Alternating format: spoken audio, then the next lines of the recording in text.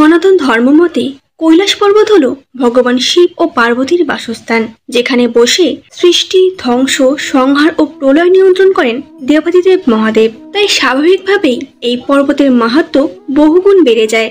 একাধিক ধর্মগ্রন্থ যেমন স্কন্দ পুরাণ, শিব পুরাণ, মৎস্য পুরাণে কৈলাস পর্বতের একাধিক রহস্যময় কাহিনী বলা হয়।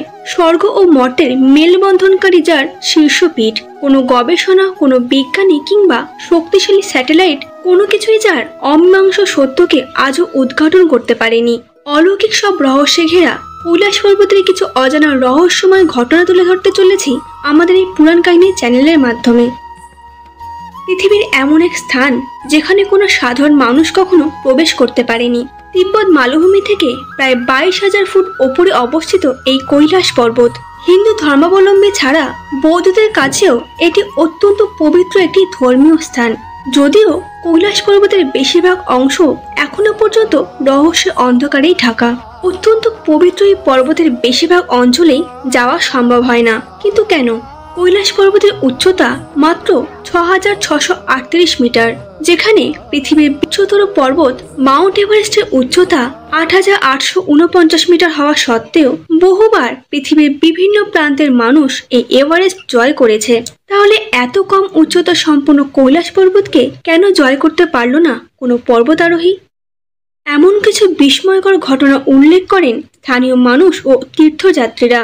বুদ্ধিতে যেগুলির ব্যাখ্যা মেলে না। তারা বলেন, দিনের বিভিন্ন সময় নাকি রং পাল্টে কৈলাস পর্বত, একই সঙ্গে বদলে যায় কৈলাসের ভূপ্রকৃতি। কৈলাসের আঙ্গিনায় পৌঁছে যাওয়া মানুষের শরীরে দ্রুত ফুটে ওঠে বার্ধক্যের ছাপ। অস্বাভাবিকভাবেই বাড়তে থাকে নখ ও চুল। রহস্য আরো গভীর করে তোলে কৈলাস পর্বতের গায়ে বরফ ও পাথরের মেলবন্ধনে তৈরি হওয়া পবিত্র স্বস্তিকা এবং ওম চিহ্ন। গুগল আর্থের তোলা একটি ছবিকে নিয়ে উত্তাল হয় বিশ্ব। যে ছবিতে দেখা যায় কৈলাস পর্বতের একটি বিশেষ জায়গায় আলো ও ছায়া সৃষ্টি করে হাস্যরত শিবের মুখাবয়ব। রাশিয়ার চক্ষু বিশেষজ্ঞ ডক্টর আর্নেস্ট মুল্লাসেভ 1999 সালে এক বিশাল দল নিয়ে এসেছিলেন কৈলাসে। দলটিতে ছিলেন ইতিহাসবিদ, পদার্থবিদ ও ভূতত্ত্ববিদেরা। দলটি মাসের পর মাস কাটিয়েছিলেন কৈলাসে। কথা বলেছিল অসংখ্য তীর্থযাত্রী, হিন্দু ও বৌদ্ধ সন্ন্যাসীদের সঙ্গে। কৈলাসে থাকাকালীন কিছু অস্বাভাবিক ঘটনার সাক্ষীও হয়েছিল দলটি। দেশে ফিরে ডক্টর মুল্লাসেভ জানিয়েছিলেন, রাতের অন্ধকারে পাল্টে যায় কৈলাস। হাড় হিম করা আওয়াজ ভেসে আসতে থাকে কৈলাস পর্বতের দিক থেকে। এক রাতে তারা বিশাল এক পাথর খসে পড়ার অদ্ভুত আওয়াজ পেয়েছিলেন। দলের প্রত্যেকেই নিশ্চিত ছিলেন ওই আওয়াজ কৈলাস পর্বতের ঢাল বেয়ে নেমে আসা কোনো পাথরের আওয়াজ নয়, কারণ আওয়াজটা আসছিল কৈলাস পর্বতের ভেতর থেকে। সেই আওয়াজটি অবিকল যেন ওম বলছে, যেন পুরো পর্বত একই সাথে একই কথা বলছে।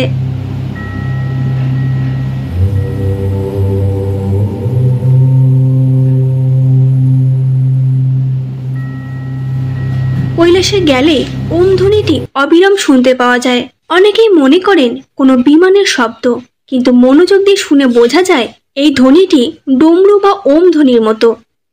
মাসের পর মাস অনুসন্ধান চালিয়ে ডক্টর মুল্লাসেভ এসেছিলেন এক অবিশ্বাস্য সিদ্ধান্তে। তিনি বলেছিলেন, কৈলাস কোনো প্রাকৃতিক পর্বত নয়, কৈলাস পর্বত হলো মানুষের তৈরি করা প্রথম পিরামিড। তার মনে হয়েছিল কৈলাস পর্বতের ভেতরে থাকতে পারে হিন্দু ও বৌদ্ধ ধর্মের মহাপুরুষদের গোপন নগর রাষ্ট্র জ্ঞানগঞ্জ বা সাম্ভালা। যদিও ডক্টর মুল্লাসেভের এই সিদ্ধান্তগুলিকে এক বাক্যে খারিজ করে দিয়েছিলেন বিশ্বের বেশিরভাগ বিজ্ঞানী, ইতিহাসবিদ ও ভূতত্ত্ববিদেরা। রহস্যের মায়াজাল আবর্তিত হয়ে চলেছে কৈলাস পর্বতের শৃঙ্গ আরোহণকে ঘিরেও। পৃথিবীর প্রায় সমস্ত পরিচিত ও বিখ্যাত পর্বত শৃঙ্গে মানুষের ইচ্ছা শক্তির বিজয় পতাকা উড়লেও আজ অব্দি কৈলাস শৃঙ্গে পা রাখতে পারেনি কোনো মানুষ। বেশ কয়েকবার কৈলাস শৃঙ্গ আরোহণের চেষ্টা করাও হয়েছিল, তবু আসেনি সাফল্য। যদিও বজ্রায়ণ শাখার বৌদ্ধদের লোকগাথায় শোনা যায় একজন মানুষের কাহিনী, যিনি পা রেখেছিলেন কৈলাস শৃঙ্গে, তবে তিনি কোনো সাধারণ মানুষ ছিলেন না। কিন্তু এ ব্যাপারে ইতিহাসের কাছে কোনো প্রমাণ বা তথ্য নেই। সনাতনীদের কাছে যেমন এই কৈলাস পর্বত ভগবান শিবের নিবাস বলে বিশ্বাস, ঠিক তেমন ভাবেই বৌদ্ধদের কাছেও কৈলাস পর্বত হলো সৃষ্টির প্রাণ কেন্দ্র। বজ্রায়ণ সম্প্রদায়ের বৌদ্ধরা মনে করেন কৈলাসের শৃঙ্গে ধ্যানমগ্ন হয়ে আছেন ধ্যানের দেবতা হেরুকচন্দ্র সমাহার। তিব্বতের বন ধর্মের অনুসারীরা মনে করেন কৈলাস শৃঙ্গ তাদের আকাশ দেবতা শিবাইমেনের আবাস। জৈন ধর্মের অনুসারীদের কাছেও পবিত্র এই পর্বত, কারণ প্রথম তীর্থঙ্কর ঋষভদেব নির্বাণ লাভ করেছিলেন এই কৈলাস পর্বতেই। পৃথিবীর একদিকে উত্তর মেরু, অপরদিকে দক্ষিণ মেরু, যার মাঝখানে রয়েছে হিমালয়। হিমালয়ের কেন্দ্র হলো কৈলাস পর্বত। বিজ্ঞানীদের মতে এটাই হলো পৃথিবীর কেন্দ্র। এখানে এমন একটি কেন্দ্র রয়েছে যাকে অক্ষমণ্ডী বলা হয়। অক্ষমণ্ডীর অর্থ পৃথিবীর নাভি বা স্বর্গীয় মেরু।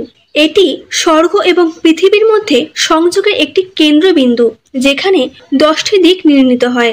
100টি ছোট পিরামিডের কেন্দ্র কৈলাস পর্বত। এই পর্বতের গঠন একটি কম্পাসের 4টি বিন্দুর মতো এবং এটি নির্জন স্থানে অবস্থিত, যেখানে কোনো বড় পর্বত নেই। পৌরাণিক বিশ্বাস অনুসারে এই কৈলাস পর্বতের কাছেই রয়েছে প্রাচীন কুবের নগরী এবং পর্বতের পাদদেশে রয়েছে মানস সরোবর। একসময় পবিত্র এই মানস সরোবরের অধিকার নিয়ে তুমুল বাকবিতণ্ডা শুরু হয়েছিল বৌদ্ধ ও বন ধর্মাবলম্বীদের মধ্যে। শোনা যায় যে 11 শতাব্দীতে পশ্চিম তিব্বতের এক ধনী পরিবারে জন্মেছিলেন জেতসুন মিলারেপা। বাবার মৃত্যুর পর সম্পত্তি কেড়ে নিয়েছিলেন কাকা ও কাকিমা। মিলারেপার বুকে জ্বলছিল বদলার আগুন। কাকা কাকিমাকে শিক্ষা দেওয়ার জন্য মিলারেপা চলে গিয়েছিলেন তন্ত্রমন্ত্র ও কালা জাদু শিখতে। সেসব ভয়ঙ্কর শিক্ষা পরখ করার জন্য হত্যা করেছিলেন বহু মানুষকে। কিন্তু একসময় মিলারেপার মধ্যে এসেছিল তীব্র অনুশোচনা। দীক্ষা নিয়েছিলেন বৌদ্ধ ধর্মের কাইগো শাখার সিদ্ধা মারপা লোৎসাওয়ার কাছে। প্রভু বুদ্ধের আলোয় আলোকিত মিলারেপা হয়ে উঠেছিল তিব্বতের ইতিহাসে অন্যতম সিদ্ধ পুরুষ। সেই সময় তিব্বত তখন চলছিল বন ধর্মের সিদ্ধ পুরুষ নারো বংচুংয়ের কথায়।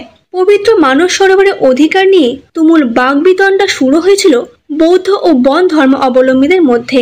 মিলারেপা ও বংচুংয়ের মধ্যে শুরু হয়েছিল কালা জাদুর লড়াই।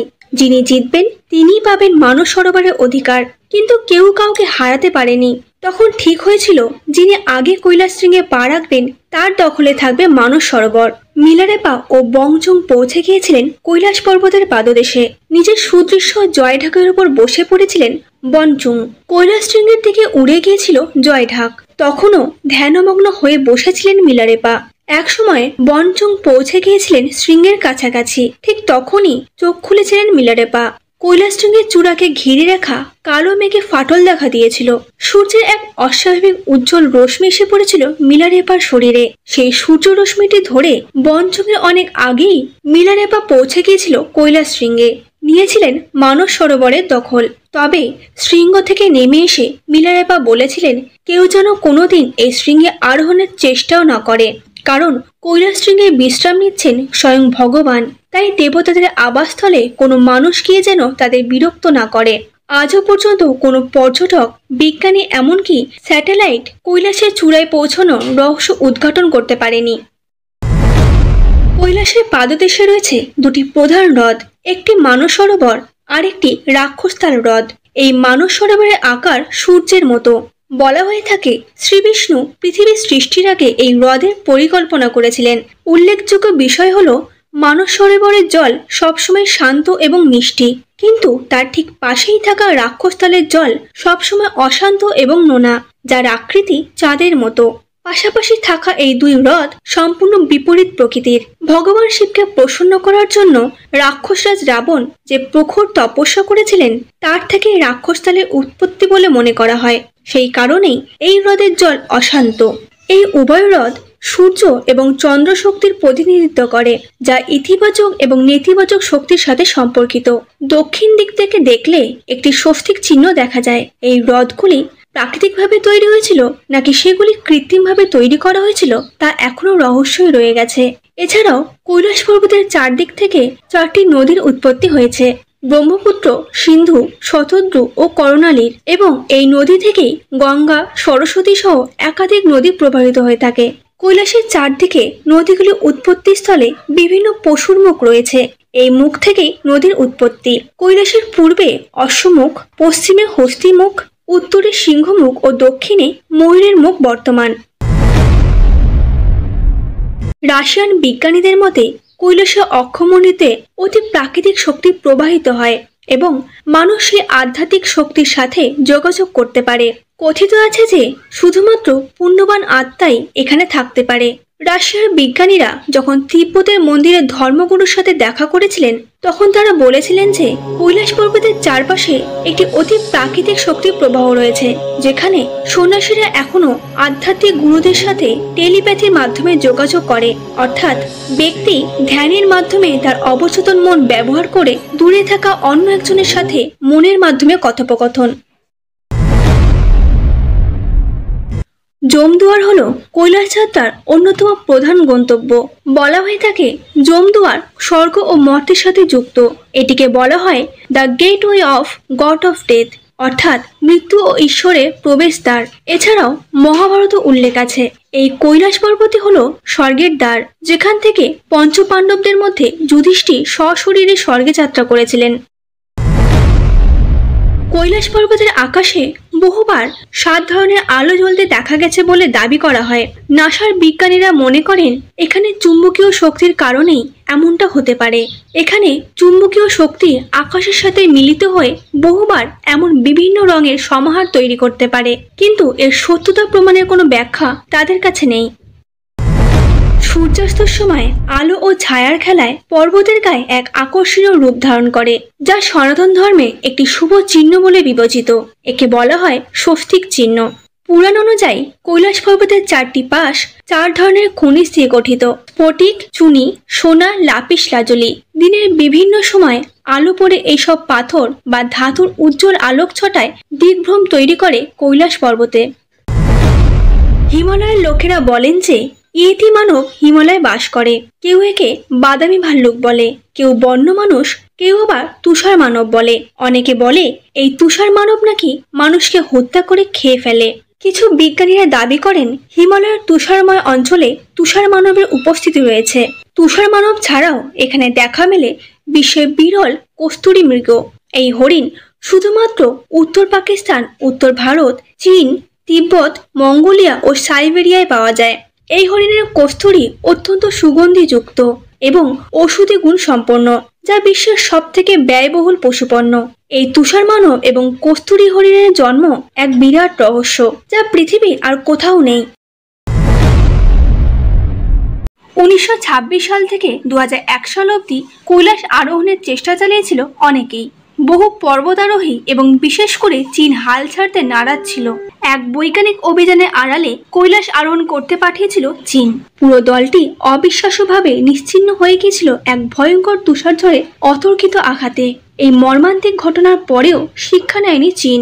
2001 সালে কৈলাস শৃঙ্গ আরোহণ করার অনুমতি দিয়েছিল স্পেনের একটি দলকে। প্রচন্ড ক্রুদ্ধ হয়েছিলেন কিংবদন্তি মেনসার। স্পেনের দলটির উদ্দেশ্যে বলেছিলেন, তোমরা হয়তো এই পর্বতশৃঙ্গে পা রাখতে পারবে, কিন্তু মানুষের মনকে জয় করতে পারবে না। তাই বাহাদুরি দেখাতে হলে আরো কঠিন শৃঙ্গ আরোহণ করে দেখাও, কারণ কৈলাস উঁচুও নয় এবং কঠিনও নয়। মেনসারের বক্তব্য দাবানল হয়ে ছড়িয়ে গিয়েছিল বিশ্বের কোণে কোণে।